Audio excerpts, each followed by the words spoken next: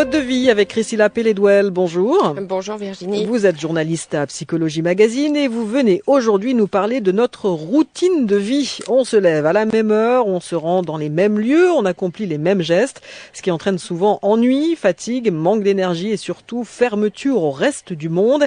C'est particulièrement vrai en cette fin d'année scolaire avec les examens et on le disait à l'instant, les grèves.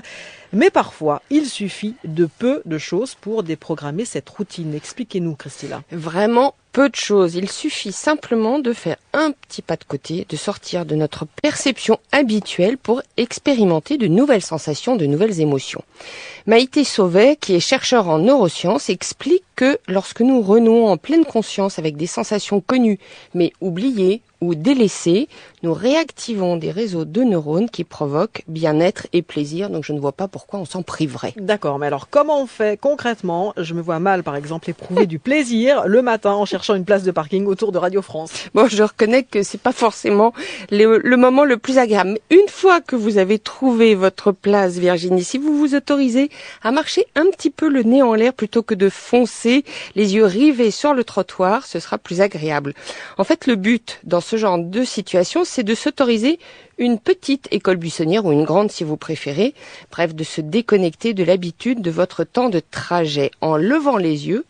Jetez un coup d'œil sur ce qui vous entoure, l'architecture, les arbres s'il y en a, pas toujours, les gens autour de vous, observez-les. Bref, comme si vous vous mettez dans l'esprit, vous vous dites je suis en train de me balader dans un pays étranger. Vous sortez de vos pensées. Alors dans le métro par exemple, prenez le temps d'observer autour de vous. En ce qui me concerne, je passe beaucoup de temps dans le métro et je fais des portraits des personnes que je trouve les plus surprenantes, étranges, intéressantes et je vous garantis qu'il y en a.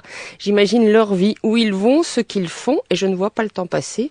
Du coup, je suis moins fatiguée en arrivant au journal. Et alors, Maïté Sauvet propose aussi d'autres pistes. Il y a un exercice qui me plaît beaucoup, qui devrait vous plaire aussi, c'est le reportage au coin de la rue. Alors, on se donne une rue du quartier pour objectif, en allant faire les courses par exemple, de préférence une rue très familière et on part en reportage en tâchant avec son smartphone ou un carnet en main de détecter, de découvrir des choses nouvelles, de regarder ce qui est familier d'un autre œil. Alors la forme d'un banc, une plante qui aurait poussé dans un coin de trottoir, un graffiti, une personne, une devanture, bref, où vous pouvez encore enregistrer les bruits, ça c'est quand même un peu votre métier. Bref, le but du jeu, c'est de rafraîchir son regard sur l'environnement. Il est possible de se donner un thème d'ailleurs, on peut se dire je vais essayer de regarder tout ce qui est bleu, je vous dis un peu n'importe quoi, mais vous pouvez trouver des tas de thèmes et ça permet vraiment de s'extraire de ce petit quotidien, cette petite routine. Un petit truc tout bête qui permet vraiment de se sentir mieux. Oui. Alors le faire de temps en temps réactive et développe notre créativité, notre réflexion, nous oblige à sortir de l'enfermement intérieur. Vous savez, ce côté je ne vois rien de ce qui est autour de moi, je regarde mes pieds et je pense à ce qui va se passer dans la soirée. Bref, cet enfermement qui nous bloque, c'est une véritable respiration cérébrale et une respiration de la sensibilité. Et vous proposez aussi une drôle d'expérience. Rassurez-vous, rien que de très légal. Alors on joue à se mettre dans la peau d'un autre, quelques minutes par jour ou davantage. Bon, je sais, ça a l'air un petit peu perché de proposer ça à des adultes.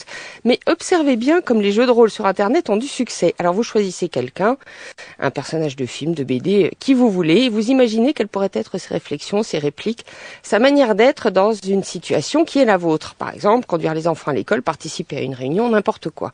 Cette expérience modifie votre perception sur votre propre vie. C'est un exercice qui permet de développer sa souplesse cérébrale, de relativiser sa propre vie et de la voir sous un autre jour. Et d'après Maïté Sauvet, toujours, qui est chercheur, je vous le rappelle, c'est très efficace.